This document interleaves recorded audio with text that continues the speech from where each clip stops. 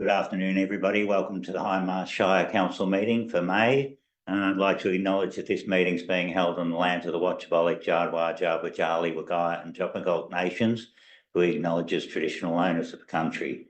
We also acknowledge the important ongoing role that Indigenous people play within our community and pay our respects to elders past and present. Thank you and welcome to the public gallery today. This meeting is being broadcast on the internet and the recording of the meeting will be published on Council's Facebook page and YouTube channel. As a visitor in the public gallery, you may be filmed.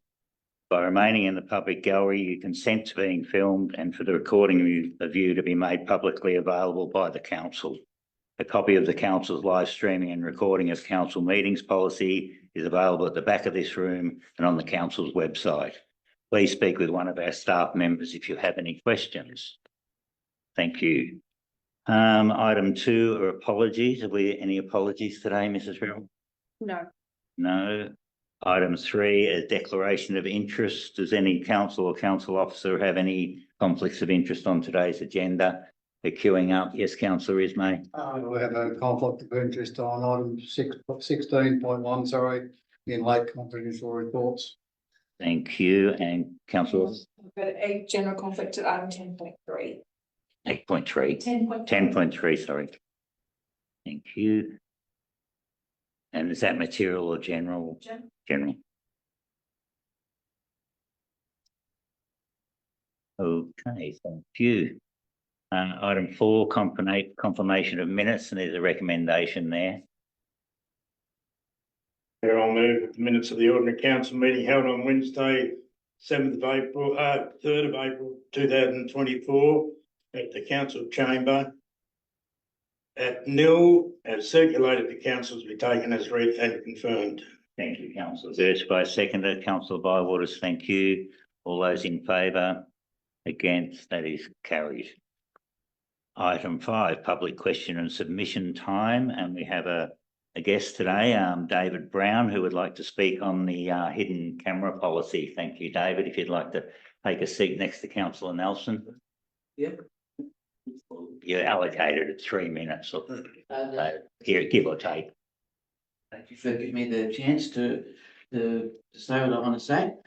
So I read through the policy for the body worn camera issue, and I just wanted to point out that as I was reading it, one of the important factors that I looked at was that safety needs to work both ways between the council staff and the public, and that. But I noticed with a couple of the points that it seemed to only work one way and not both ways.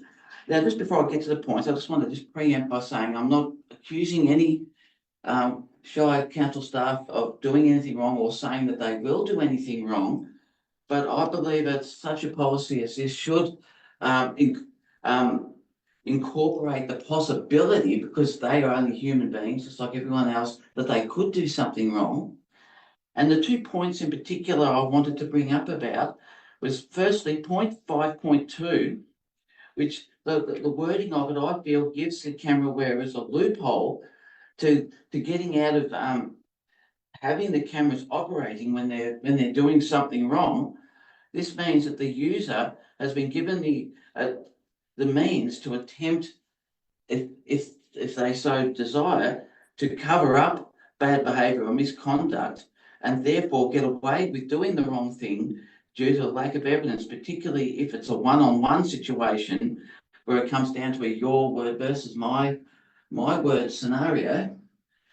And it's at the end of point 5.2 where it mentions about disciplinary procedures in relation to these cameras, that that they also needs to include into that the steps for disciplinary action if a wearer does attempt to cover up bad behaviour by the means of not activating their camera and thus hide their misbehaviour.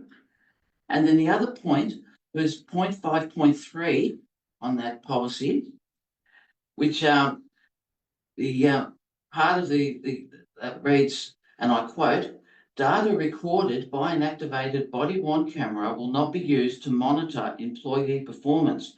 Now, this, to me, it seems to reinforce the idea that even if the staff wearing the cameras have them turned on and the camera catches them doing something wrong, that nothing will be done, as it stated, you're not monitoring the staff's performance.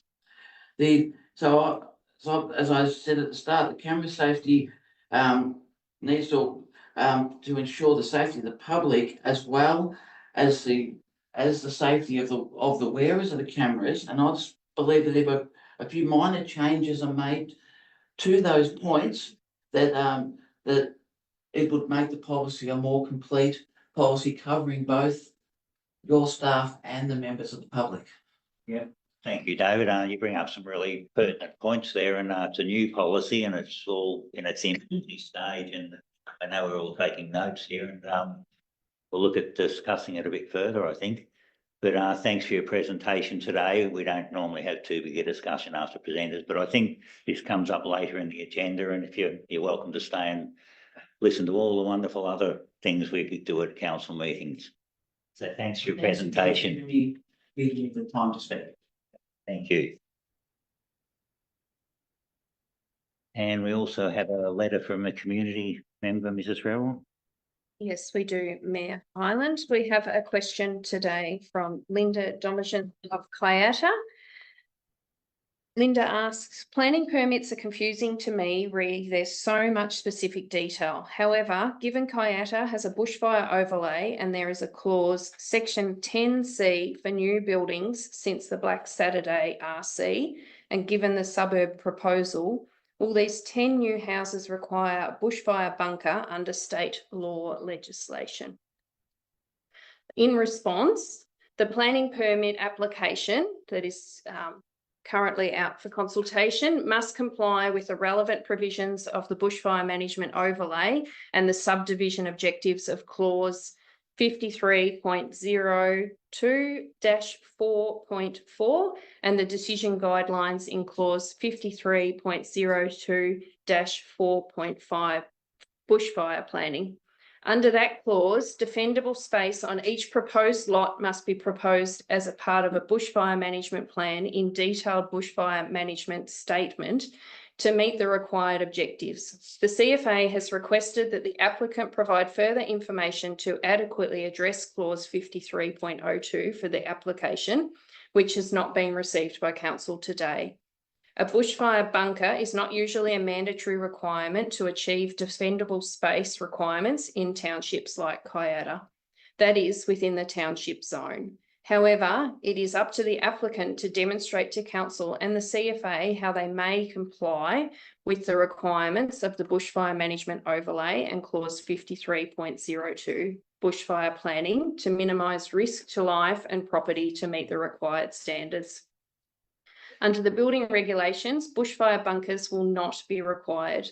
Basically, there is never a legal requirement to install a bushfire bunker. If a person chooses to install one, they are regulated, but not part of the legislation mandates. No part of legislation mandates the installation. As the allotments are designated a bushfire-prone area, the designer of dwellings will need to provide a bushfire attack level, BAL, assessment in accordance with AS 3959, and any proposed dwelling will need to be built to the requirement of the nominated BAL. Thank you. Thank you, Mrs. Rowell. Thank you, Linda, for your submission today. I hope it answered some of your queries, and yes, good report, Mrs. Rowell. Item 6, activity reports. I'll go first. Way back at the end of March, we had Jacinta Ramakora come up. She's the Western Region Labor MP, and we put to her all our major advocacy plans for our shire and our wish lists, and she had her advisor with her, and they took plenty of notes, and hopefully they left with a clear understanding of what our shire would like in the future, that we sort of projects that we can't fund ourselves for the size of them.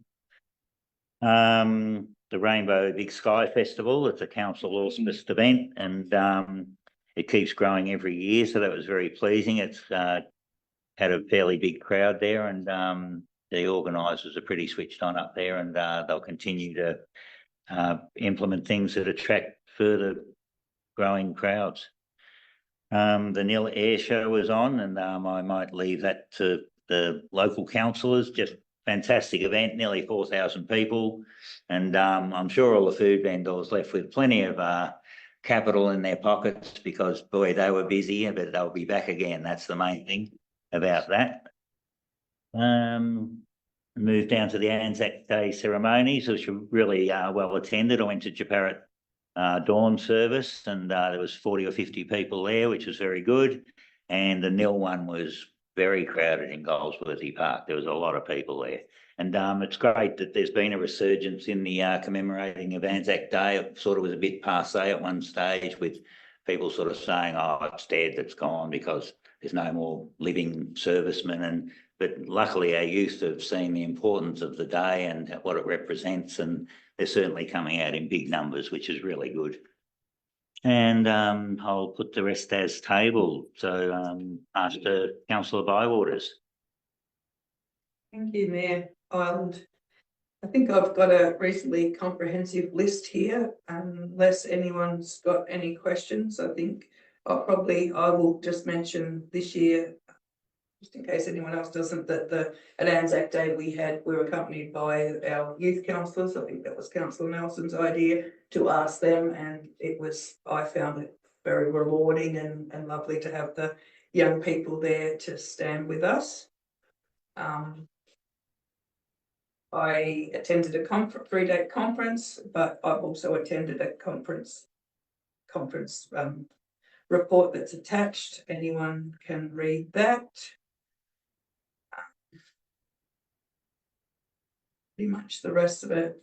I'm very proud of our youth council. I was the only councillor that went to that, so I will actually just talk on that. I was really impressed with the maturity and talent of the Hindmarsh youth councillors, and I can't wait to listen to their podcast. They've got some funding and are making podcasts on lots of different topics, including mental health and bullying, and I can't remember the others, but there's a few. So look out for their podcast. I'm sure that you'll be able to read about it on Youth Council or in the newsletters when it comes up. But I was extremely impressed by the maturity of our young people, and I think that young people are amazing.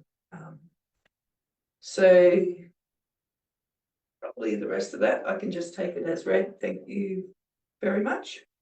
Thanks, Councillor Bywaters. Councillor Gersh. Good points, Mr Mayor. RCV board meeting, and also RCV were invited to have 2 representatives at the budget meeting in Parliament House yesterday morning, and we didn't seem to have too many starters, so I put my hand up and spoke with Monica and regarding it, whether we felt it'd be beneficial to the Hindmarsh Shire. But when I rang our secretariat, they suggested that for the distance that I'd be travelling and for the what we'd get out of it, it wouldn't be worth it. Apparently, it's just 7:30 start till 12 o'clock. You just sit in a room, and the budget paper is about an inch thick, and you just read through it.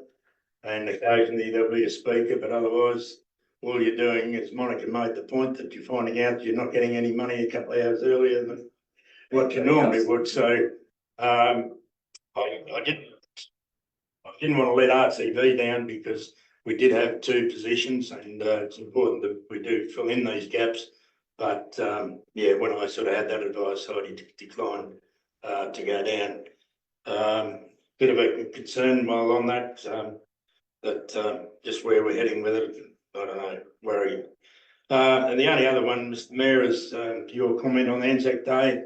I think it'd have to be the biggest dawn service crowd I've seen.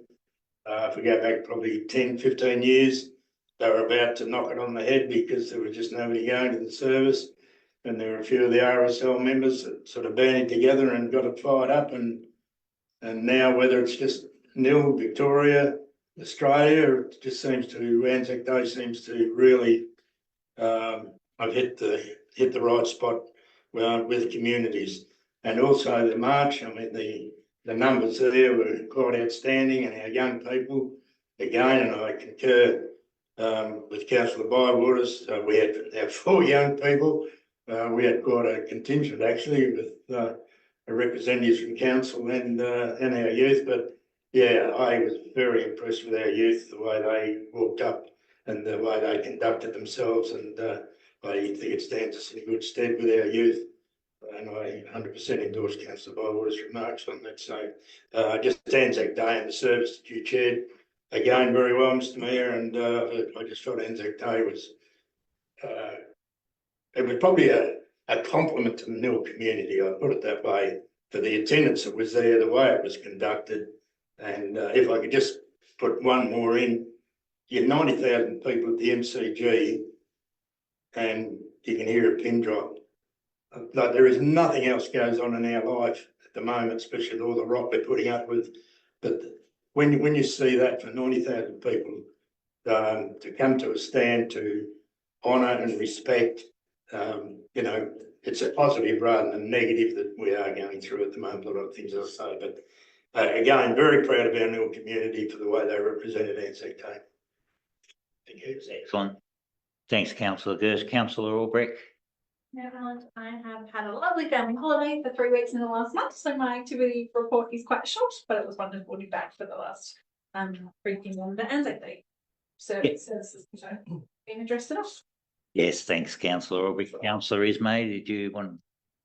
I probably could make a comment. Usually I get reminders because I'm very bad at remembering things, and I don't know whether I missed the reminder or I didn't miss the reminder or whatever, but anyway, it doesn't matter. I'd just like to report on Jacinda Emma Cora coming here. I thought that was really good. The Labor Party say that they don't come out to the bush because they don't get treated well, and I think we treated her very, very well. It was nice to have her sitting around the table talking with us and seemed very interested in tips, notes and everything else. And I wish more Labor politicians would come out here because I really believe, and I actually put in a submission to something recently, and I actually said that council should be apolitical. There shouldn't be political party politics coming to council. And I believe that we treat Labor politicians and Liberal National Party politicians the same. It doesn't matter who we work with, whoever's got the checkbook needs to have our respect. So also the Big Sky Festival went off really well. I didn't spend a lot of time there, but Ben Gosley and his crew did an excellent job, and the cars that were in the street and the people that were at the event was really good. And I think the street stalls and all that sort of went off really well. Nil Air Show, I think, was bigger and better than I've seen before. I've been to 3 or 4 of them, and I thought this year the crowd was a lot bigger than what it's been in the past. So, we met with what's his name, Mark from Grampians Tourism came here and spoke with us, and I thought that was a really good information session with him, and he's managed to secure some extra money over and above what we've got to form this new group, which is really good because I see in the budget that the government are going to start cutting funding from tourism projects and what have you. So I think that's probably got to cross the line before the roses come out. And I also laid a wreath at the Rainbow Cenotaph. I think our crowd was probably a little bit down on other years, just going on the telly from the money that they collect, put the collection plate around. It was a little bit lower than what it's been in the past, but I don't know whether that because people got less money or because there was less people there. And I accompanied our 2 youth councils to that, and it's very humbling to be there and to have them assist. Thank you. Thanks, councillor Ismay. Councillor Nelson. Yes, sorry, I failed to do my report. Didn't have him on calendars. But I represent a council on meetings that I'm a delegate for. And I guess the Western Highway Action Committee, it's interesting to hear from the Big Roads representative that, you know, they too have had funding cuts, going through a major restructure. It's just a sign of the times, isn't it? None of us have enough money to do what we'd like to do, unfortunately. They're doing their best to work I guess, at fixing the roads and trying to make it safe for our communities. Thanks, councillor Nelson. So that concludes activity reports. Thanks for those reports. Item 7, correspondence. I'll move the council notes the attached correspondence 1 and 2. We write to the Nil Air Show committee and congratulate them on their great air show of 2024. Thank you, councillor Gers. If I got a second, councillor Albrecht. Thank you. All those in favour? Yes, that is carried. Item 8, assembly of councillors' records, and there's a recommendation there. Mayor Ireland, I'm happy to move a motion that council notes the assembly of councillor records as presented. Thank you, councillor Albrecht. Have I got a second? Councillor Ismay. Thank you. All those in favour? Against? That is carried. Item 9, planning permits, and I'm going to pass to the Director of Corporate and Community Services, Acting, Petra. Thank you. So this report provides council with an update on all planning applications approved under delegation for the period 1st of January 2024 to 31st of March 2024. So all planning permit applications undergo a rigorous assessment against Hindmarsh's planning scheme. Delegations set out by council allow the CEO to approve under certain circumstances where more complex planning permits are presented to council for decision making. So this month there were no Vic Smart planning requests for approval, but there was one standard planning permit application that was approved by the CEO, and that was for use of land for a restricted recreation facility as a gym. And there is a recommendation. Thanks, Petra. Is there any questions to that report?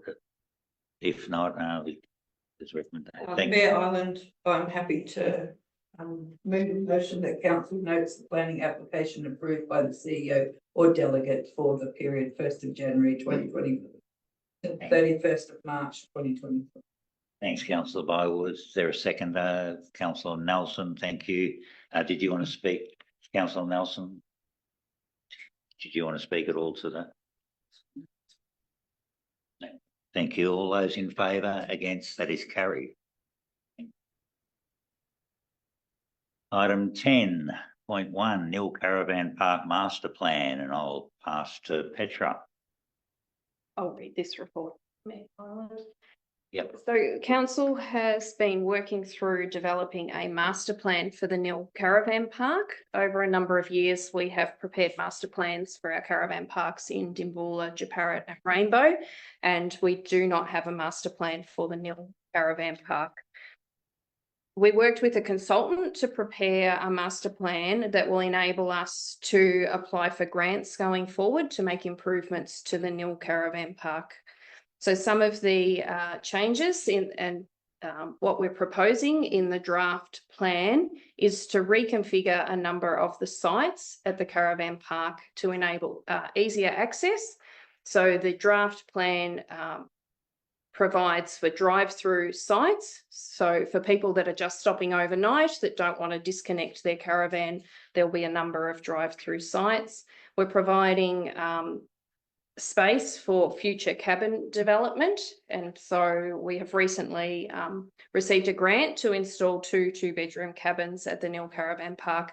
The master plan's proposing that we continue to put new cabins into the space and also changing the location of the cabins. Currently the cabins at the Nil Caravan Park are up against the fence where the AMP Society boundary is. The proposed location in the master plan for the cabins going forward is for them to be located so that they overlook the Nil Swamp area, so that you can sit on the front deck of the cabin and look out over that beautiful space. We're proposing that the master plan would include gates so that somebody coming into the caravan park can be sure that if they're a family and they've got children that are within the park, that there won't be people that are just using the park to just see what's happening down there, and that it would only be patrons that were able to use the park. The master plan also proposes that we improve the powered sites, that we put in facilities, a new camp kitchen, a laundry, a playground area. The current swimming pool, which is past end of life, would be removed in the proposed design. And so from here, if council endorse the draft master plan, we are recommending that council officers hold a number of drop-in sessions with the NIL community and undertake public consultation to receive feedback. Unfortunately, the footprint of the NIL caravan park is fairly restrained, so we don't have the ability to expand out the caravan park. Other than if people have a look at the draft master plan, there is an area that is to be determined. It's currently utilised by the AMP Society, and discussions would need to be held going forward if there was the decision to expand out into that space. So there is a recommendation there for council in relation to the master plan. Thanks, Mrs. Revel. Any questions to the report? Yes, councillor Albert. Oh, sorry. You good? Mayor Island, I was just wondering if the CEO could talk through the plan a little bit more, and just to anyone that might be listening, hopefully they'll be able to see it online, and they can certainly, as Mike explained, drop into the consultation sessions when we have them. But I'm just really keen for us to talk through what's there. So you may or may not be watching, and so I'm just wondering if you can do your best to share. Sure. So as I said, there'll be additional cabins located in the park under the master plan. The park master plan has been designed by an organisation, a company that have a lot of experience with master plans for caravan parks, but also a lot of experience in operating caravan parks. So the design is based on what they have seen work well in other caravan parks within the space that we have available.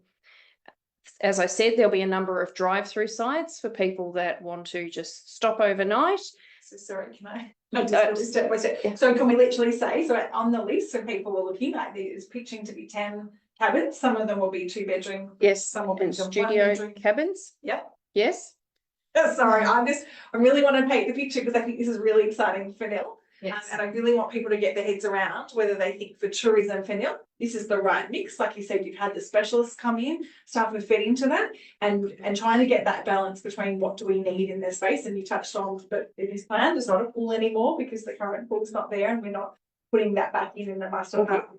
So sorry to interrupt. No, sorry, I'm trying to understand exactly what you're wanting to speak through. Yes. Yeah. Sorry, yeah. So the list actually says the cabins, and like we said, so hopefully they can accommodate, the 2 bedrooms can accommodate some families, and different price points, because you've obviously touched in different quality of cabins, and there's some beautiful little pictures which are obviously for illustration purpose only. Yes. But it shows how amazing they make it. Yes, so the new design is proposing that there would be 23 powered sites within the caravan park. There'd be 6 ensuite sites, which is an increase on the current 4 ensuite sites. There would be 4 studio 1-bedroom cabins. So that would be worker accommodation available, or people that are just a couple that want to stop overnight in a studio cabin. There would be 2 premium 2-bedroom cabins, and there would be 4 new deluxe 2-bedroom cabins as well. We have 1 accessible 2-bedroom cabin in the park that was recently installed, and the design is also proposing that there would be an additional 2-bedroom all abilities accessible cabin on site. It's designed in such a way that the park will flow, so it will be one-way traffic. And so you won't have 2-way traffic with blind spots, families with children within the park, that the flow of the park works really well. We're proposing that the current amenities block that was refurbished in 2021 would remain, but a new camp kitchen would be built further down in the park that would be utilised by people staying within the park. And we notice that this is a 10-year implementation plan, so it's not that this is going to happen tomorrow, but the idea being that if funding can be sourced for this project, and that could hopefully happen quicker than 10 years, but where that progresses and what opportunity there is to bring all the infrastructure up. As we've seen with the other caravan parks, once you have the master plan, it makes it easier to apply for funding going forward. And so by having the master plan in place, if a funding round becomes available and it fits within what we have within the master plan, council would absolutely be looking to apply for grant funding. We won't be able to undertake the works a lot of the works without obtaining grant funding for the master plan implementation. Oh, I don't have more questions, but that's. No, you go. We take it. We'll wait till you finish, and what I might need to. What is the council's view from a master plan perspective around length of stay and long-term tenants, and I guess where we're looking to potentially head in the future with our vision for what the Nil Caravan Park would look like? Operations of the Nil Caravan Park would need to be determined by council at the conclusion of the current lease, which is in place. And there are rules around how long somebody can reside in a caravan park. So we would need to just make sure that we have policies and procedures in place, as we do with our other caravan parks, in relation to how long people can stay on site. But at the moment, the caravan park is leased out, and so that would need to be a decision for council as to the future operations of the Nil Caravan Park when that came up. And if people are looking for more, so if as you said, when the current lease finishes, and this is the vision for council and obviously community feeding into that, because this is we're in a public consultation phase, that could you explain to people who may not know where other more affordable RV camping is available on council property? Yes. So this would be council's paid caravan park. We do have free RV parking out at the Nil Aviation Heritage space, and a lot of people are utilising that. There are a lot of people that do utilise the free camps within our shire. I know morning when I go walking in Dimboola, recently there has been up to 13 vans in the free RV site. I know a lot of people think that having free RV camping is not necessarily a good thing, but they still stop, they spend their money, they're looking at our tourism assets, they're seeing our natural attractions that we have. They might go to the coffee shop and buy a coffee. So although they're not paying to stay in our caravan parks, they are still putting money into our community, and we do get the economic benefit out of those free RV locations that we have within the Shire. And I think it's really important for anyone watching in Hindmarsh, but obviously Nil people watching, to really understand the opportunity and the strategy that council are considering for the next 10 years for this space, because we all know that there's thousands of vehicles obviously coming through town literally every day, and about the opportunity, as you've just touched on, for those different price points, about how you're trying to capture people to get them to stop to stay. What does that look like? And that making sure that the accommodation available in Nil is one that caters to all different cohorts, which I think these consultants have done really well. So the studios are proving pretty popular, professionals just coming in for short stays. Councillor Bywaters. Thanks, Mayor Ireland. So I think Councillor Albrecht has covered quite a bit of what is happening. As a councillor, I will get to a question at the end, but it's sometimes very hard with the limited amount of briefings in council meetings. And we did have a briefing on this, and I was really impressed with it. But it comes to a council meeting, and we haven't had another one since. And there's a couple of little questions that I'm considering standing out now, but it can be fixed in as we go into consultation. It looks amazing, and I'm so proud of the Dimboola Caravan Park, and I note that some of the things that are working in the Dimboola Caravan Park have been introduced to our plan if it is adopted, and that is the cabins facing the native Nil Swamp Boardwalk area, and the native animals and that you may see. So I guess before I bring up my question, I like a lot of what I see in the plan. And I know that Nil's been the last town and been waiting for a long time. And even though it is leased out at the moment, that it is still a council asset. And it's important that our assets are kept up to date. And I think also the subject that's been brought up is how important it is if you want funding, maybe worker funding, all those sorts of fundings, to have a council, to have a caravan park plan. Like, to me, that's really important. I'd like to really implore the community to take the time, if you're watching, to actually go to the webpage and have a look at the plan and ask any questions at the consultation or contact the staff. The one thing I picked up, and reading these papers coming up to the council meeting, which actually takes a lot of hours, I decided that I'd have a bit of a look on TripAdvisor, and some of the comments are quite old, but there are many comments on TripAdvisor that talk about the Nil Caravan Park, and if you stay there, go to the back if you don't want the truck noises.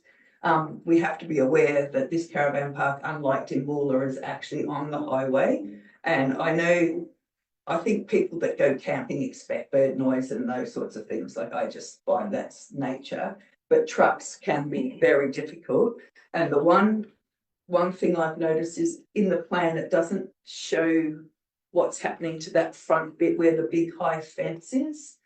And there's an opportunity there, I thought, for maybe putting some vegetation that will help with the noises, only because when I looked on TripAdvisor, there were so many comments about the truck noise. So I think the swimming pool is way past its end of life, and noting that council's previous decisions in earlier council meetings to have our public pool free is going to help that. You know, it's not that hard to zip down to the public pool and have a free swim. So that's wonderful for our people passing through. But the noise is just one thing that I thought might be something that we could bring up. I mean, I could bring it in as a consultation thing, but I don't know. Was that discussed, with the planning at all? I don't think it's been discussed. I've made a note here. Yeah, So was that council grant, that bit in front of the caravan park? Like, there's a big high fence and then there's that big just blank area that's got nothing. that will be road reserve within there. Yeah, There is something that we possibility could, maybe, is it too late to go back and talk to our people about? Yeah, I just think sometimes vegetation, I know a lot of the houses do it on the highway, but that can often, plus it just makes it look nicer than a big ugly fence. So that was my only thing. And sorry, it came to me last night at about 11:30. So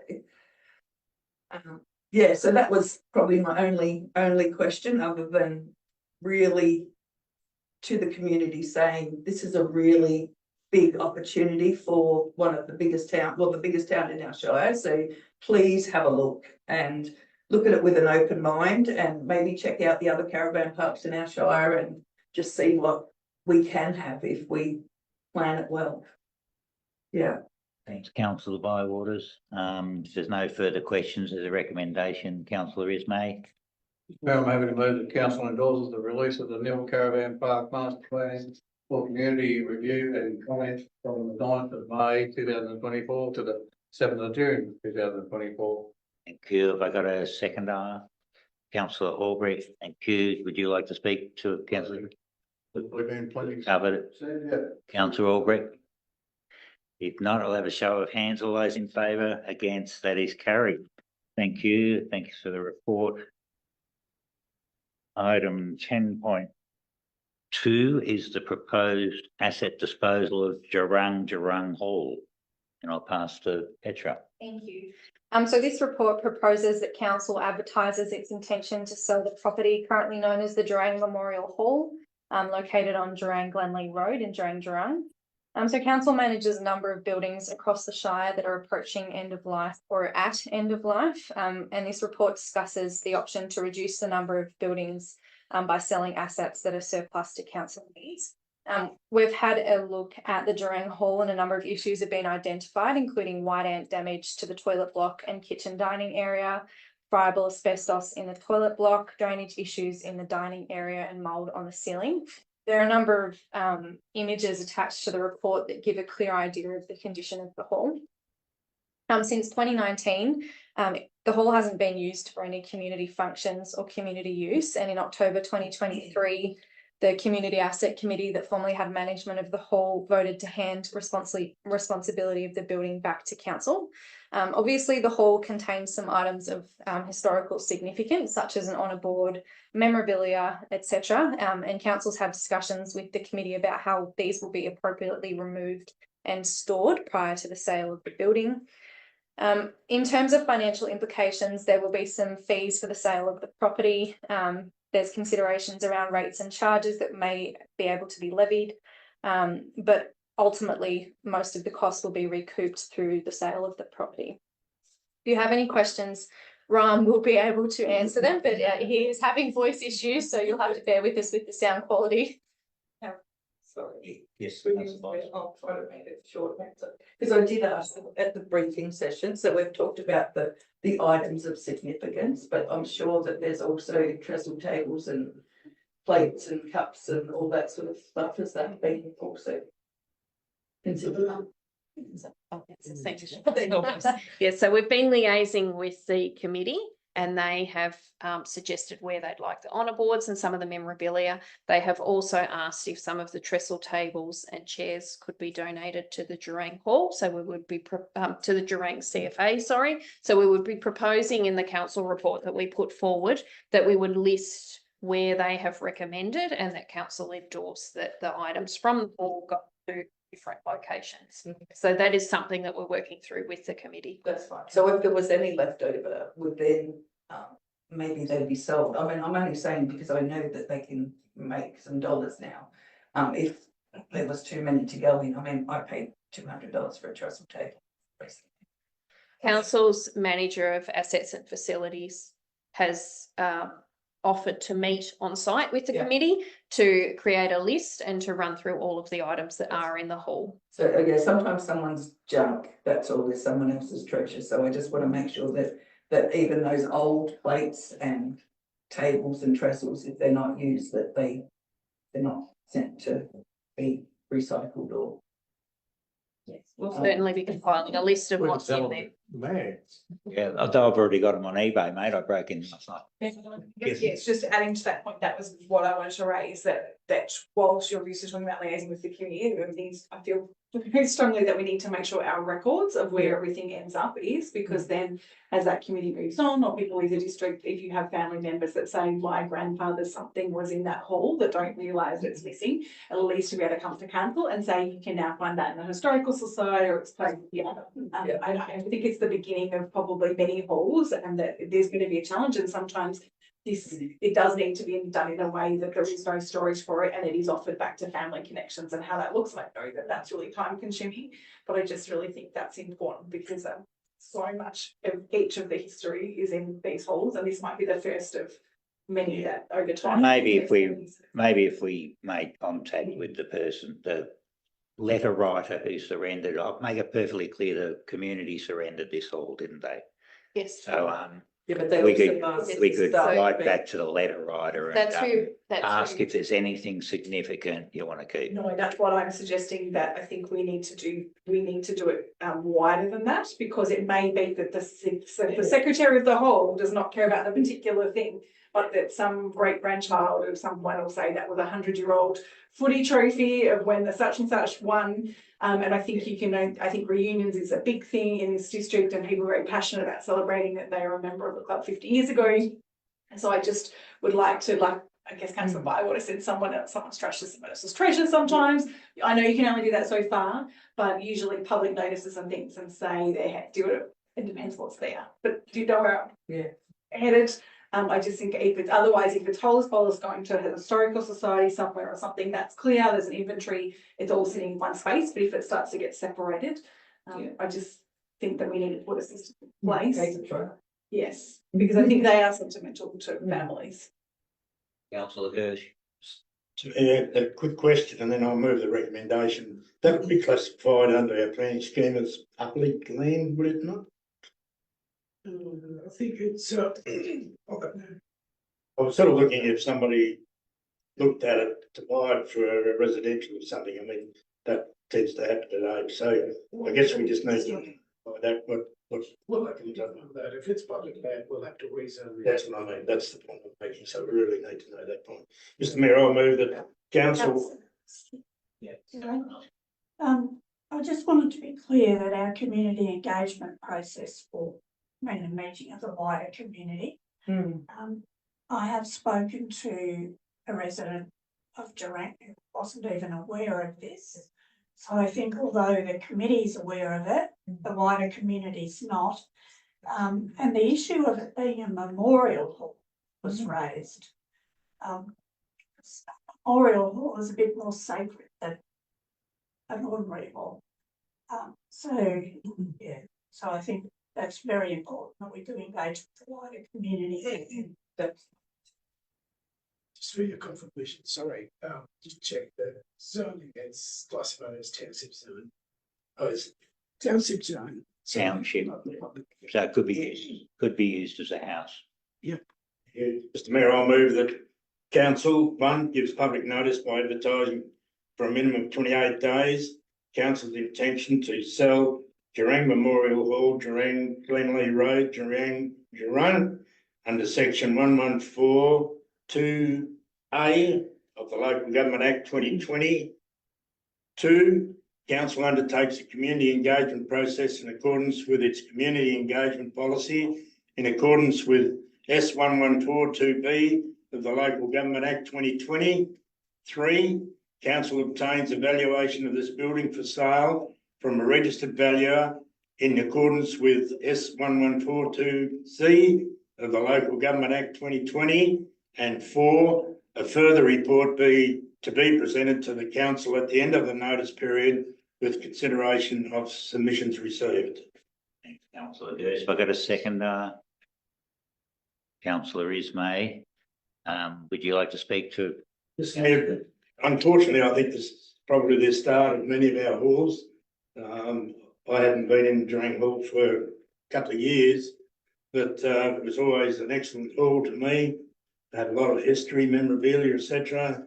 And it's a very sad day to have to move this motion, but it's a sign of the times, and it won't be the first hall. We're going to have to probably look at a decision of, not immediately, but we will have to look at this. I guess the worst part here that, well, 2 things: it hasn't been used, and again, that's a sign of the times of their small halls, and the white ants, which once you start getting into that, well, you very rarely have any real assets, depending how bad they are, without having a look at it. So, yeah, a very sad day to have to move this motion, but I think by doing this, it gives the public, if there is somebody there, if they've got some ideas. I did make mention of the Tarranyark Hall a few years back. I chaired an annual meeting out there, probably 7 or 8 years ago now. Beat time gets away, and they were going to close the hall, but they got new tennis courts there, and they resurrected it. I believe now, as Councillor Nelson said, it has probably gone back a little bit, but if there is any interest in the Jurang community, this will give them the opportunity to come forward with some ideas, and if not, I guess council has no option but to sell them. Yes, thanks, Councillor Durst. Councillor Ismay, did you want to speak? Any speakers against the motion? If not, I'll ask the show of hands. All those for, against, that is carried.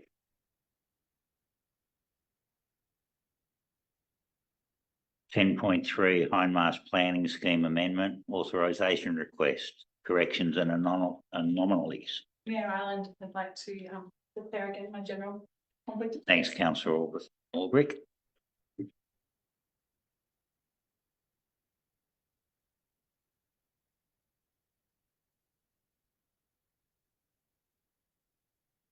Ask Petra for a report. Thank you. So this report seeks council approval to seek authorisation from the Minister for Planning to correct zoning anomalies within the Hindmarsh planning scheme. So the mapping anomalies have resulted in the following errors: privately owned land being within a public land zone, publicly owned land not being within a public land zone, land being in 2 zones, and land being zoned inconsistently within strategic framework plans. The amendment addresses these mapping anomalies by correcting the errors and ensuring an up-to-date and relevant Hindmarsh planning scheme. More importantly, the corrections proposed provide clarity to landowners and council to ensure that appropriate land uses and development occurs across the Shire. So a number of these properties have been required to make planning permit applications to council for proposals which would have been exempt from a permit had the correct zoning been applied to the relevant land. The breakdown of where those properties are located are provided in the report, but it's across Rainbow, Mill, Dimbulla, Jacarrat, Tarranyark and Netherby. Again, RAM is available if there are any questions to the report. Thanks, Petra. Any questions to that report? My only question, Petra, might be, do we anticipate any rate variations with the rezoning of some of these properties? I'll defer to Ram on that one, but he's. I think that rights is a different issue to that. So, so this is basically anomaly in the planning scheme, which so one of the examples we can see the report in the report is the three lots that in the two different zones, just because the structure. So Last question I'll ask you. yeah, basically, it's just fixing the anomaly, so that it's easier for people to process any of the development in the property. So, yeah, yeah. Thank you, Ram. Okay, if there's no further questions, there's a recommendation there. Councillor Ismay. Happy to move that council request that the Minister for Planning grant authorisation under section 88 of the Planning and Environment Act 1987 to prepare and exhibit a planning scheme amendment. Planning anomalies identified in attachment 1 to this report. On receiving authorisation of the amendment, undertakes exhibition of the amendment as directed by the Minister. 3, receives a further report on the amendment at the conclusion of the exhibition period. Considering all submissions received in accordance with section 22 of the Planning and Environment Act 1987. 4, authorises the Director of Infrastructure Services to make minor editorial and administrative changes to the amendment documents if required. Thank you, Councillor Ismay. Have I got a second to Councillor Bowe? Second, Mayor. Thank you. Would you like to speak to the report, Councillor Bowe? I would actually like to, and I know it's really hard for Ram because he hasn't got much of a voice today, but I think since Ram has started with council, he has tidied up a few things, and it's just lovely to have you on board, Ram. It's lovely to have like a permanent director of infrastructure, as experienced as you are, and I am very much grateful for the work you've done with this, and I don't expect a reply. Thanks, Councillor Bywaters. I'll put it to a vote. All those in favour, against, that is carried. Item 10.4, governance report. I'll pass to Mrs. Rebel. Wait for Councillor Albrecht. Oh, sorry, I always do that.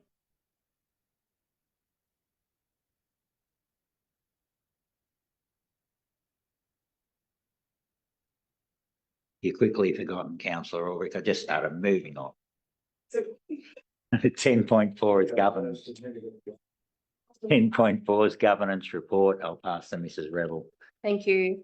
This report presents the privacy and data protection policy, the body worn camera policy, and the draft community projects contribution policy. The privacy and data protection policy was last reviewed in 2020 and has been updated in line with Council's current information landscape to strengthen adherence to the information privacy principles. Council endorsed the policy being made available for public submissions from the 4th of April until the 18th of April. There were no submissions received, and so no amendments have been made to the policy. It's therefore recommended that Council adopt the privacy and data protection policy.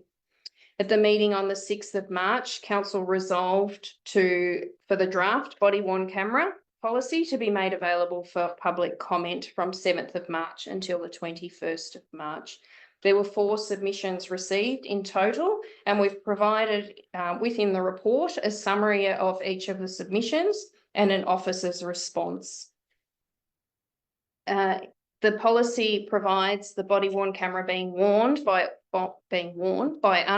authorised officers, aiming to bolster transparency and accountability in our interactions with the public.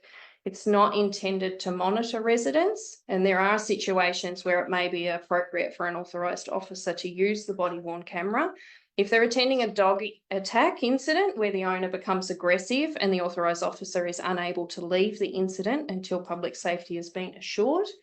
Also, it may be undertaking enforcement activity that involves a member of the community who's previously exhibited violence or aggression towards our staff. We do have an OH&S obligation to ensure that our staff have a safe workplace, And we are of the view that the constraints of the policy and the proposed operational body worn camera procedure balances the privacy of the individuals with the health and safety of our authorised officers. We do, following up from David's submission, council does have a discipline procedure, and if there were complaints in relation to the officer's conduct, the camera footage would be viewed, and if appropriate and necessary, council's discipline procedure would be followed. In relation to community projects contribution policy, we've developed a framework that just sets out how and when community groups may be required to contribute financially to projects managed by council. So when we're seeking funding for projects partnering with community groups, this will better position council to develop and renovate community assets through having a contribution from the community groups, and having the policy in place will just mean that we have some guidelines to work towards. It's recommended that in accordance with the Local Government Act and Council's community engagement policy, that the community contributions policy be made available for public submissions from the 9th of May until the 7th of June. There is a recommendation there for council. Thanks, Mrs. Revel. Any questions to the three policies? Councillor Gersh first in. There might be questions. On motions and questions, I think our questions are coming into discussion on motions. So I think unless it's a question, move the motion and then discuss it. Councillor Albury. Mayor Ireland, my question goes to the public comment that we received earlier and then the response from Ms. Revel then. The wording says under 5.3, data recorded from an activated body worn camera will not be used to monitor employee performance. But I guess I understand that you've just said actually it could be facing okay. So does that wording need to be changed? So 5.3 means that when that officer returns to the office, somebody won't be sitting there monitoring the interaction every day. If a complaint was received and we needed to view the footage, then an appropriate staff member would view the footage. I think it needs to be reworded to show that's the intent. Because at the moment, it could be read that the staff member says you can't use that footage in a performance management issue. So can it not be worded just something simple like just maybe used to monitor, or it is not focused on monitoring employee and performance, but maybe used in place of feedback or something like that? Because I appreciate what you're trying to say is you need to use it when you need to use it, but I'm just worried at the moment it could be argued by I don't know if you have incorrect or something, but do you know what I mean? It could be argued that actually that's not actually evidence in my performance management, and just a couple of minor wordings. Yes. That's your intent. Okay. Yes, so I think Yeah. we could say that may be reviewed in response to an Yeah. investigation relating to a complaint. Perfect. Yeah. I take on board Councillor Gersh's thoughts there. If you can just stick to questions on the reports, and if you're moving second, you've got the right to cheerlead or whatever you want to do. So just strictly make a question to the reports, which generally we do. Any more questions to those policies?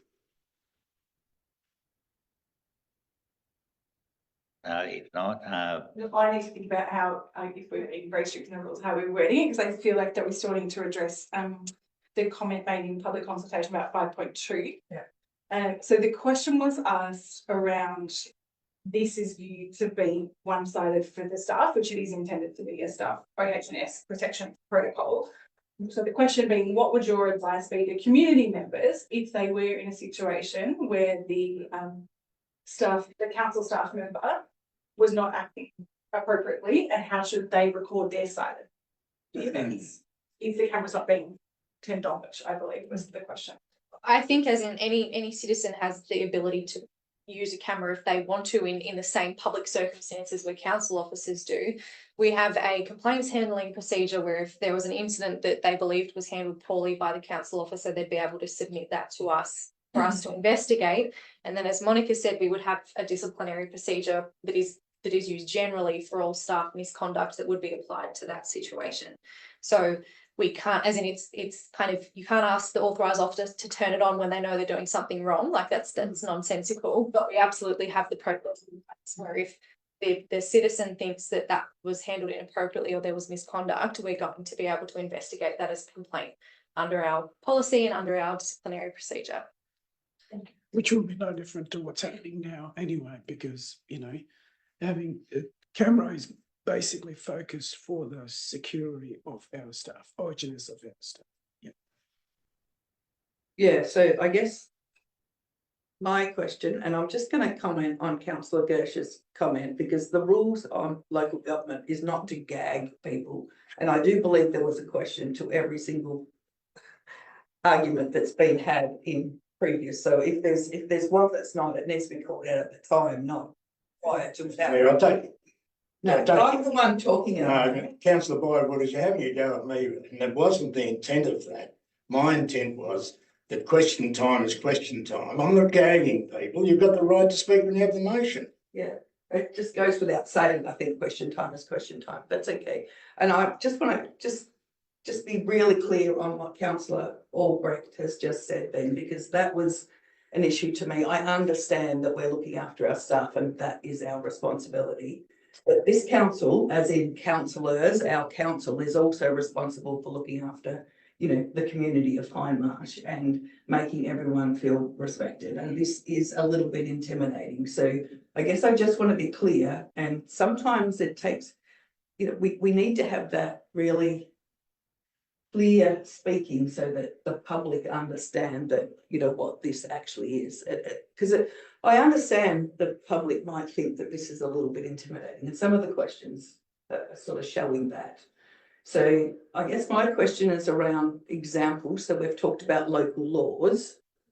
Someone asked me just recently, you know, would it be someone in the front office? I wouldn't expect it would be, because they've got. So is there any other example that you can give other than local laws that this might be used for? Council undertakes a range of enforcement activity which requires officers to be authorised. That's standardly local laws, environmental health and planning enforcement.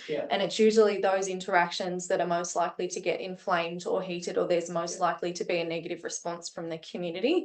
In our context, it is normally local laws. We luckily don't have to do a huge amount of planning enforcement, and our environmental health officers are generally treated quite well.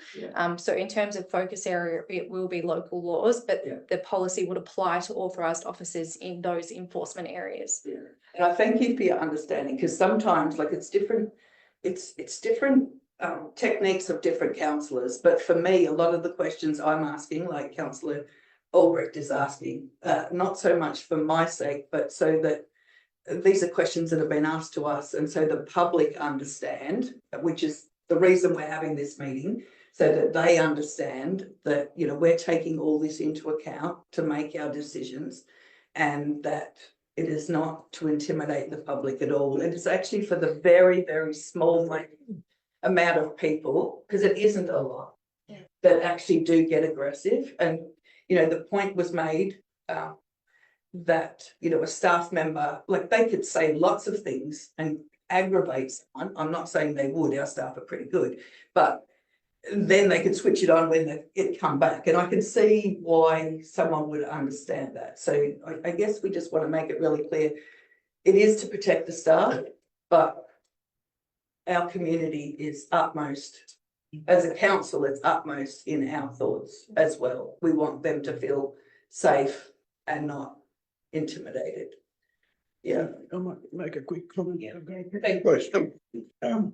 Local laws officers are also called the community safety officers. The whole point of having the local laws officers is for the safety of the community.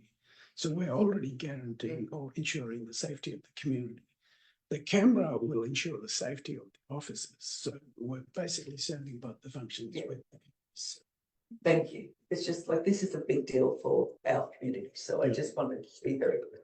I would believe that most people in the public and people that have got dogs that are not desirable have still got one of these. There's a bloody camera. They want to film from the other direction. They got one of them things, and most people use that these days. Look, there's an awful lot of law enforcement people have been brought undone by these things these days. So that was the question.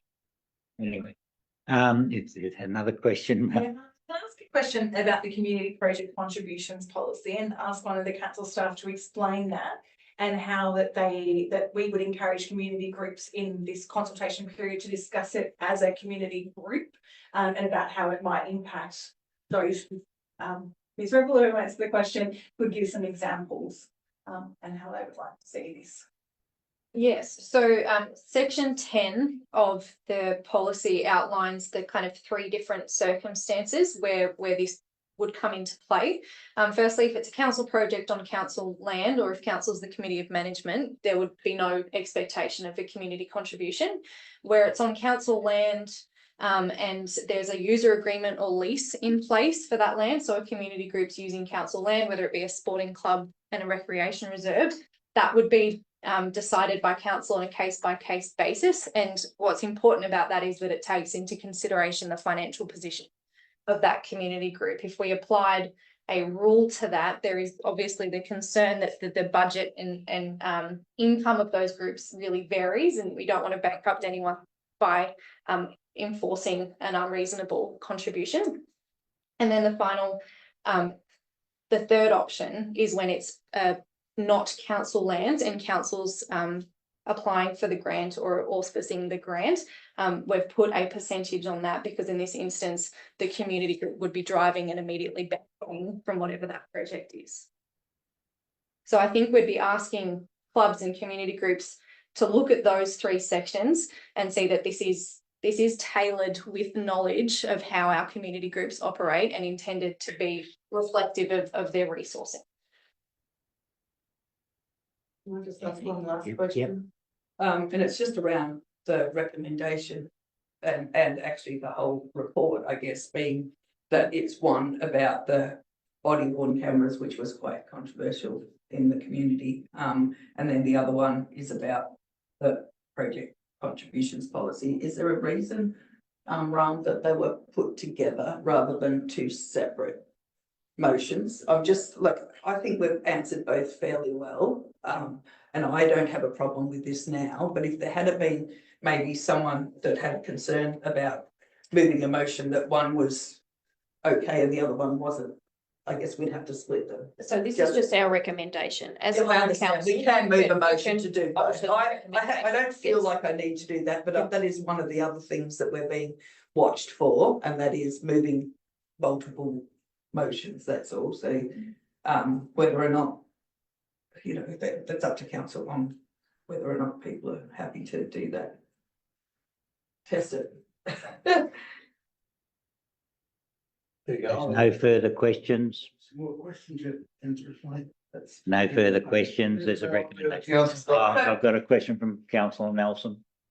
I was to read out what the alteration is. Yep. Just before we move that motion. Oh, yes. Motion, we know. So the alteration to 5.3 of the, I don't have it in front of me, the body worn camera policy would be a change to the sentence: data recorded by an activated body worn camera policy will not be used to will not be used to monitor employee performance, but may be reviewed in response to an investigation regarding a complaint. Can workshop that wording if you would like. Thank you. Just so people are clear that that's what we're moving. Yep. So there's a recommendation for councillors. What's that? I started. Yes, so you can I move finish. the council adopt a privacy and data protection policy and body worn cameras policy and endorse a community project contribution policy for a period of community consultation from the 9th of May 2024 to the 7th of June 2024. Thanks, Councillor Ismay. We've got a seconder, Councillor Nelson. Thank you. Did you want to speak to your motion? Councillor Nelson. Well, I'd like to say thank you to everyone who took time to read the documents through and to provide their feedback, which has been very helpful in us getting the policy right. So thank you very much, David, for presenting today. And it's good to get, and I'm sure we'll probably get some more feedback in the next month as well. Thanks, Councillor Nelson. Well spoken. Put it to a vote. All those in favour? Against? That is carried. 10.5, a council plan 2023-24 actions progress report. I'll pass to Mrs. Rebel. Thank you. This report presents a progress update on the actions for the 23-24 council plan. So there's a number of items that have been updated for the third quarter. I will just pick out a few to speak about. So we have now a quarterly hard copy newsletter that council is trialling that goes directly to mailboxes on a quarterly basis. The first hard copy newsletter was distributed in late April. And from what we're hearing, it's been very well received in the community. Ms. Rebel, can I ask, did that go to all? It went to all Farming. mailboxes, even farm households. It was distributed through the post office. Yes. And You must And have online. silverfish, councillor Robert. Very much mail, so I'm curious. If you have no junk mail on your mailbox, it may be missed in that aspect, because I think it goes out with, with that sort of mail. Okay, that's interesting. We'll follow that up with the post office, because we certainly said we wanted it to all mailboxes. Yes, and there were copies given based on the numbers of each town and rural area. Had a response and I got one. Our Harmony Day event was delivered on the 21st of March in collaboration with West Rimmer Health Service. It was a fantastic event, and we're currently organising Shire volunteer breakfasts for the week of the 20th of May. We'd encourage all of our community volunteers to come out and participate in the volunteer breakfasts. We've received. Excuse me, through the, so can you just comment on that, because there's been a bit of talk around the registering as a volunteer for Hindmarsh, and that will be covered there. Is that correct? The volunteer breakfast, did I read that on Facebook?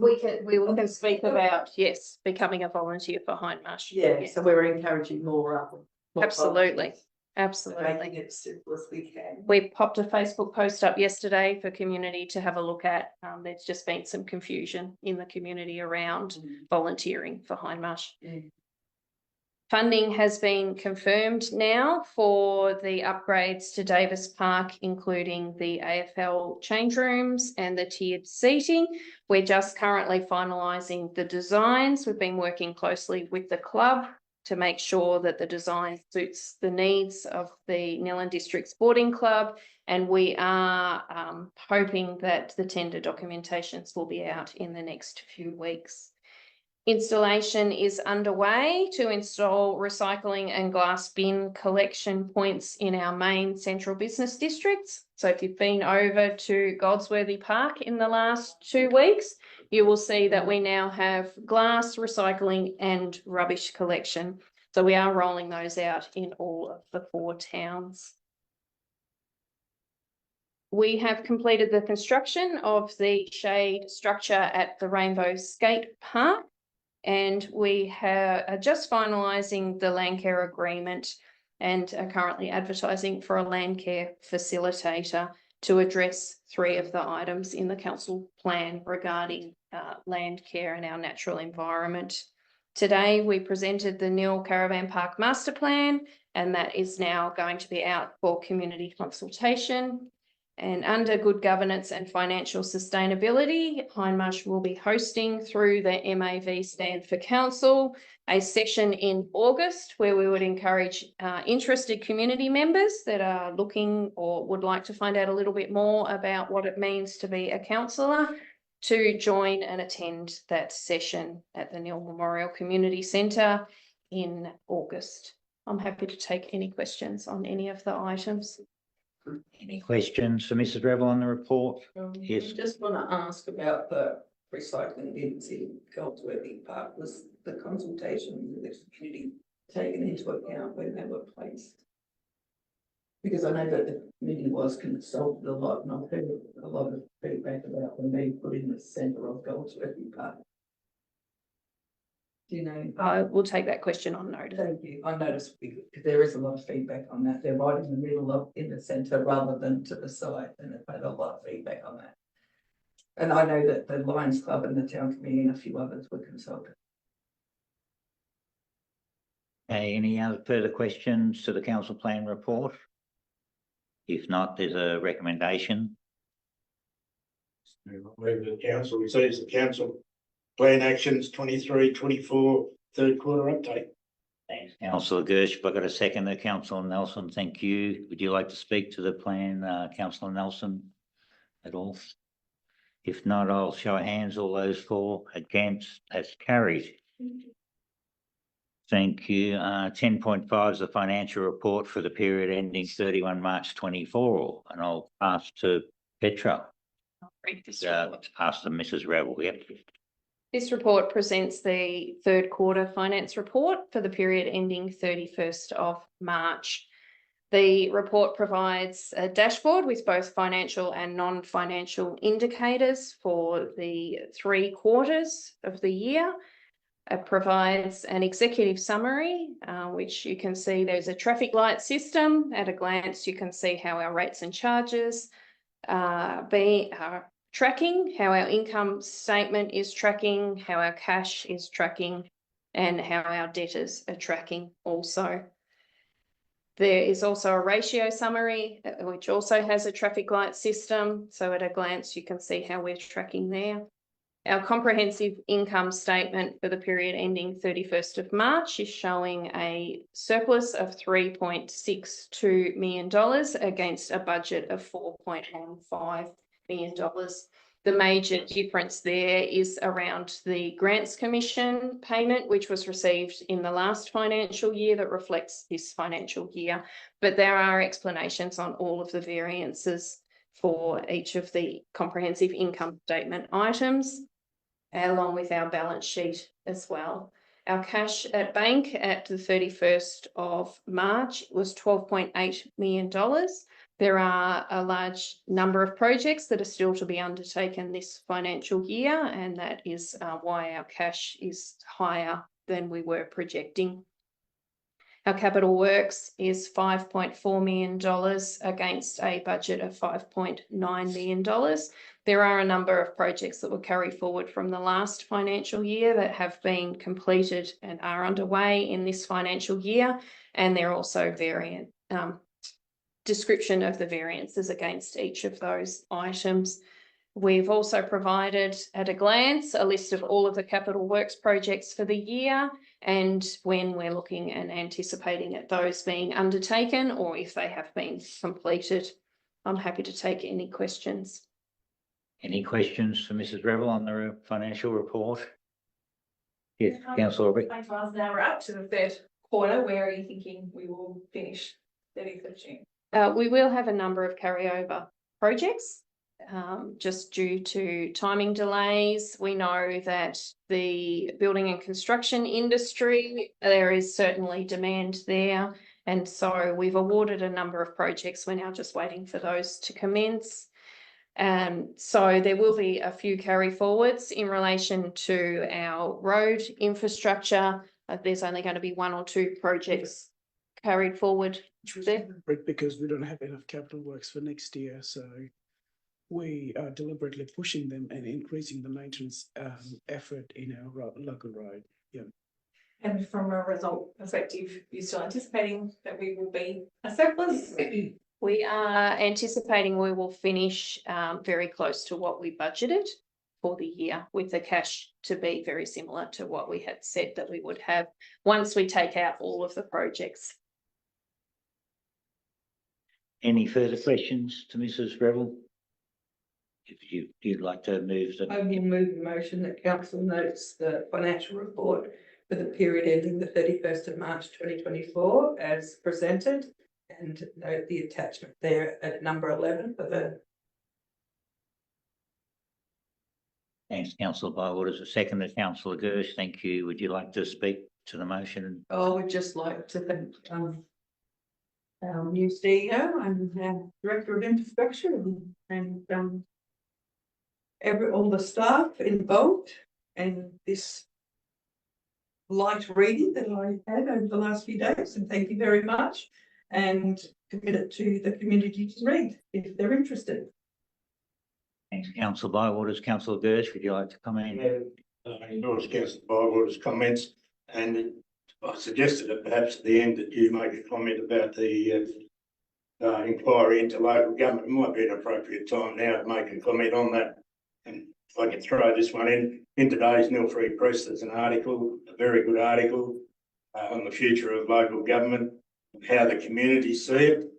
And one of our main concerns is finance. And while we're travelling all right, it's a real battle.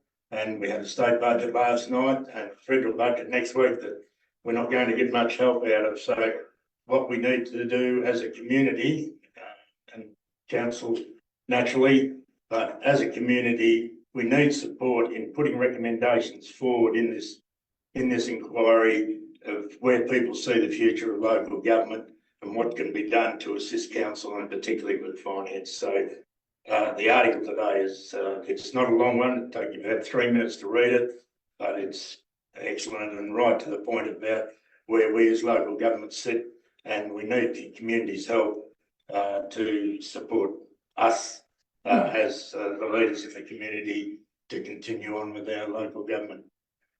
Thanks, Councillor Durst. Yeah, there's no question that local government's facing a pretty shaky period for financial sustainability, with a lot of grants getting pulled away, and you know, the financials, we're looking pretty solid still at the moment. It's a bit of a moving document. To the layman that looks at it, they see $13 million in the bank, but it's a lot of grant money for projects that are ongoing. It's actually not that figure, so we don't need to be getting excited that we got that to spend.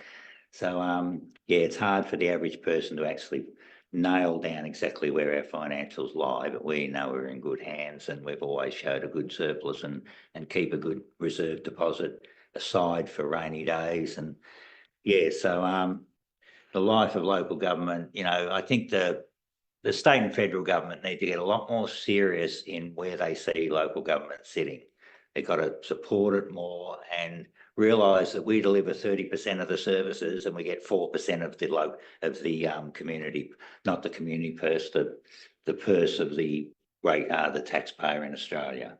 So we get 40% of that purse, and we've got to deliver 30% of the services, and it's just not on. 4%. 4%, sorry. Yeah, so it is a problem and it's ongoing, and all we can do is keep lobbying for more money for local government, which I'm sure we do. Okay, so given that, I'll ask for a show of hands. All those in favour, against, that is carried. Thank you. 10.7, extension of existing road maintenance contract with the Department of Transport and Planning. And I'll pass to Petra. Thank you. This report seeks approval to extend the contract duration of the existing road maintenance contracts with the Department of Transport and Planning. The contract relates to the undertaking of routine maintenance on arterial road infrastructure within the municipality on behalf of DTP. The current contract commenced on 26th of June 2019 and will expire on the 30th of June 2024. The proposed extension is to 31st of December 2024, and this will allow the Department of Transport and Planning to facilitate a new contract with different terms and conditions across all of regional Victoria. The extension of this contract has a total value of approximately $370,000, which includes routine and provisional maintenance items across the next 6 months. There is a recommendation, and Ram can answer any questions. Thank you, Petra. Any questions for Ram? If not, I'll yes, it certainly can. Councillor Inmate. I'll move that council approves the extension of the current contract CN 10023 routine maintenance of arterial road within the municipality of Hindmarsh by a further 6 months, with new contract end date to be the 31st of December 2024, and to authorise the CEO to negotiate, execute and deliver the contract. Thanks, Councillor. Seconded by Councillor Bywaters. Would you like to speak to the motion, Councillor? I think all this sort of work is essential, but people bills turning over, and it's great that we have this relationship with people. So hopefully our CEO can not only negotiate, but negotiate in our favour. Thanks, Councillor Ismay. Councillor Bywaters, would you like to comment? No. If not, show of hands. All those in favour, against, that is carried. 10.8 Australian Local Government Women's Association Vic Conference 2024, and I'll pass to Councillor Bywaters to Oh, I give think us a I'll just report. take my report as read. Anyone wants to read it, it's there. I am grateful for the opportunity to attend the Australian Local Government Women's Association Conference, and I highly recommend it to anyone that's on council in the future. It was timely given what's happening in the community at the moment and the rate,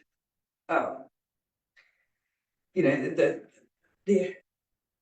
let me get my words out, how important it is for gender equity and what becomes of a community that doesn't push towards that. My concern a little bit there was a lot of first-time female councillors that are not going to run again. So it concerns me when we're coming into 2024 elections, that if we don't maintain our female base, we've got to work even harder to get new people. So I just think that that's really important.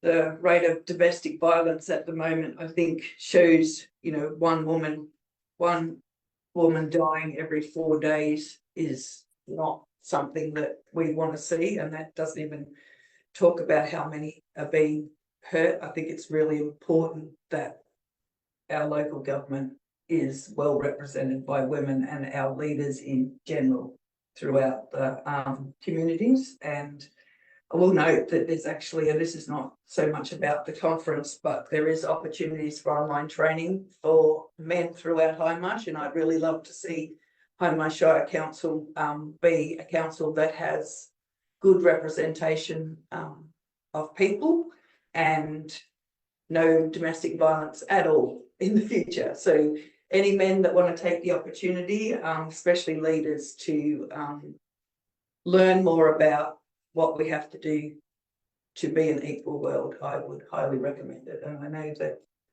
there's opportunities coming up. So thanks for that. And look, it was amazing. It filled my cup again and I needed it at the time. So it was great. And the report's there. Do you want me to move that council receives the report? My report. Okay. The council receives Councillor Bywaters' report on the Australian Local Government Women's Association Victoria 2024 conference. Thanks, Councillor Bywaters. I've got a second, Councillor Ismay. Thank you. Did you want to speak? You just sort of have. Councillor Ismay, do you want to speak? All those in favour? Against? That is carried. Thank you. Item 11, council committees. We have the Wimmera Pioneer Museum and Urunga Homestead Community Asset Committees.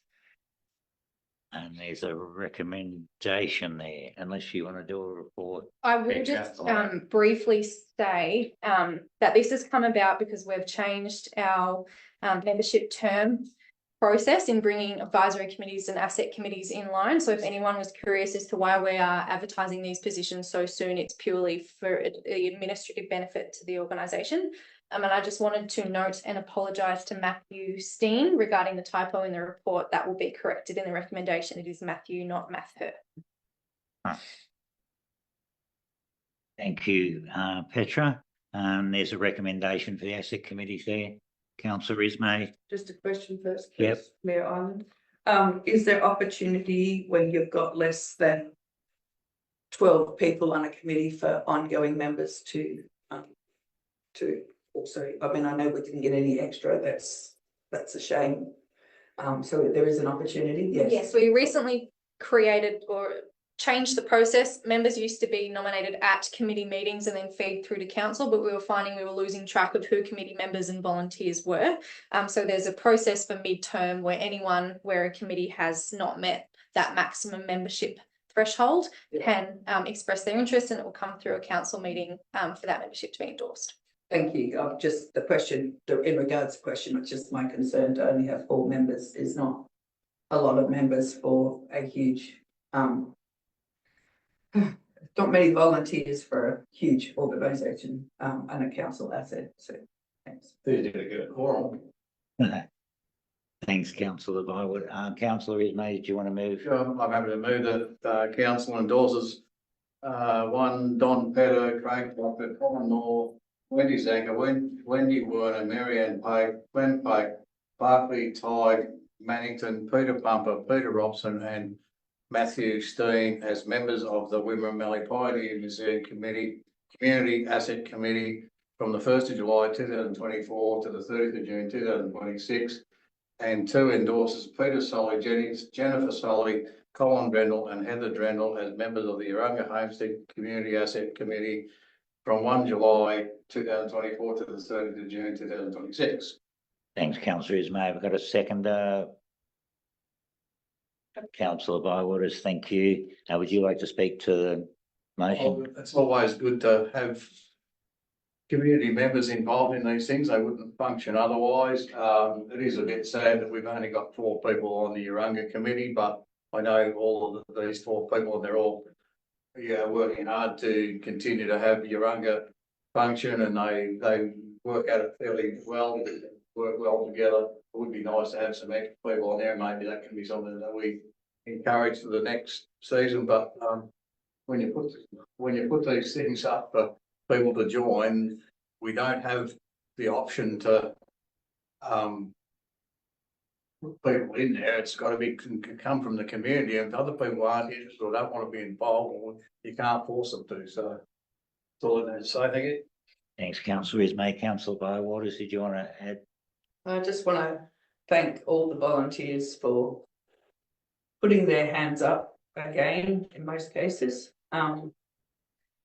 I think sometimes there's lots of reasons why people don't, and I hope to see the committees, and I think it's already begun to be supported a lot more by council. So thank you for the people that are doing that, because there's it's huge. Our volunteers are very, very important throughout our shire, and especially ones that are directly working for council for free. And to me, they need all the support that they can get. Thank you to them. Thanks, councillor Bywaters. I'll have a show of hands. All those in favour, against, that is carried. 11.2 advisory committees. We've just got the Jeparat Township Advisory Committee. There's a recommendation. I'm happy to move a motion that council notes minutes of the Jeparat Township Advisory Committee meeting held on the 8th of April 2024 and approves the additional allocation of Jeparat Township Advisory Committee funds of $5,000 exclusive of GST for the contribution to the installation of a new playground at the Jeparat Riverbank Precinct, noting that the total contribution towards the playground is $15,000 exclusive of GST. Thanks, councillor Aubrey. Have I got a seconder? Councillor Nelson, thank you. Did you want to speak to the councillor Nelson? Did you want to speak to the motion at all? I just think it's wonderful that the Jeparat Town Committee is putting money back into the community, not just for their own community, but for visitors as well. It will be a great asset down there on the Riverbank Precinct. Completes the Riverbank Precinct project.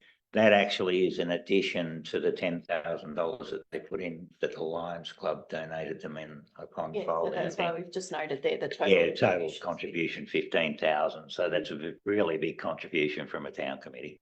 So it finishes that whole area, which has come up, like we get nothing but compliments on that area. So it's a fantastic project. Okay. All those in favour, against, that's carried. Thank you. I'm not touching that, councillor, isn't it? 11.3 community asset committees. We've got the Wimmera Pioneer Museum, Urunga Homestead and Rainbow Civic Centre. There's a recommendation. To move a motion that council notes the minutes of the following community asset committees: Wimmera Pioneer Museum meeting on the 19th of March 2024, Urunga Homestead meeting on the 27th of March 2024, Rainbow Civic Centre meeting on the 3rd of April 2024, and notes the financial report of the Rainbow Civic Centre Committee for the 23-24 financial year. Thanks, councillor Aubrey. Have I got a seconder? Councillor Nelson, thank you. Did you want to speak? Councillor Nelson, did you want to comment on that? If not, show of hands. All those in favour, against, that is carried. Item 12, late reports. There's none. Item 13, any notices of motion? Item 14, any other business from the councillors? if anybody, yes, councillor I Bywater. would just, because I did touch on it earlier, I just want to read what I was talking about. So the core community of communities of respect and equity. It's got an engaging men and boys in the Grampians region to prevent violence against women. It's run, it'll be 3 men, Luke Baker, Andy Penny and Jesse Park, that will be talking, and I would like to see, it is on, let me just see the date, got it all written in front of me, sorry, I haven't got it on paper. It's on Thursday, the 16th of May, 2024 at 10 a.m. It only goes to 11:30, so it's an hour and a half online. There's a registration link, and I'm pretty sure that we can share it on our council pages, can we? I'll send it to you, Petra. Like I said, it says here, understand the problems, be part of the solution, create a better community for all, because enough is enough. And I just really implore everyone to actually, it talks about, it's men talking to men, because this is not a woman's problem.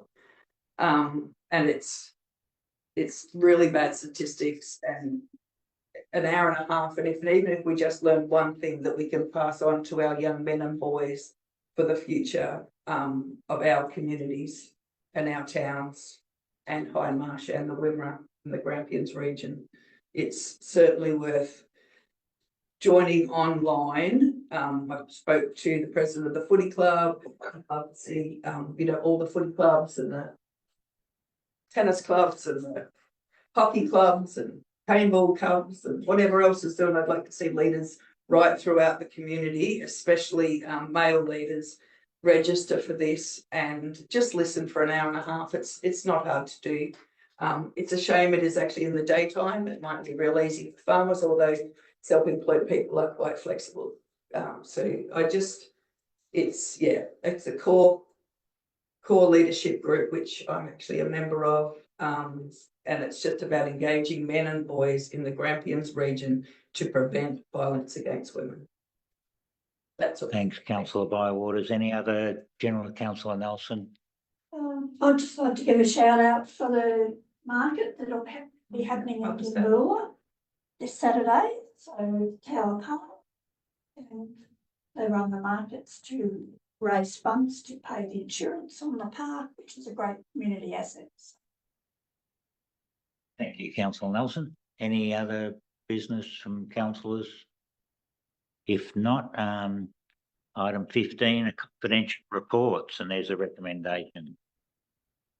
I'm happy to move the motion that the meeting be closed in accordance with section 66(2)(a) of the Local Government Act 2020 to consider reports that contain confidential information as defined by section 3 of the Local Government Act 2020 and or part 4 of the Freedom of Information Act 1982.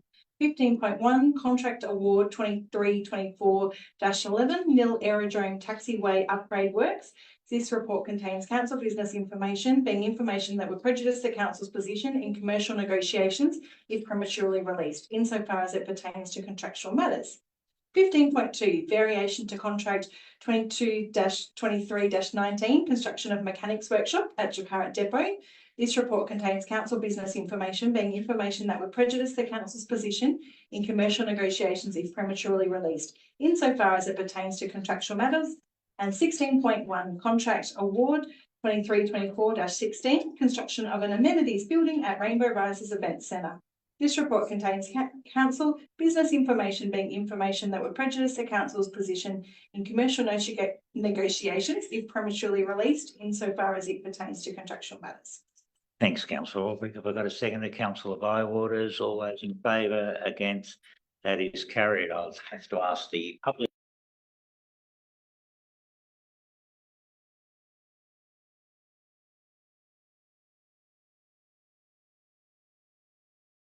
Hi, thanks everybody for tuning in today. I'd like to declare the May meeting of Hindmarsh Shire Council closed. Thank you. Bye.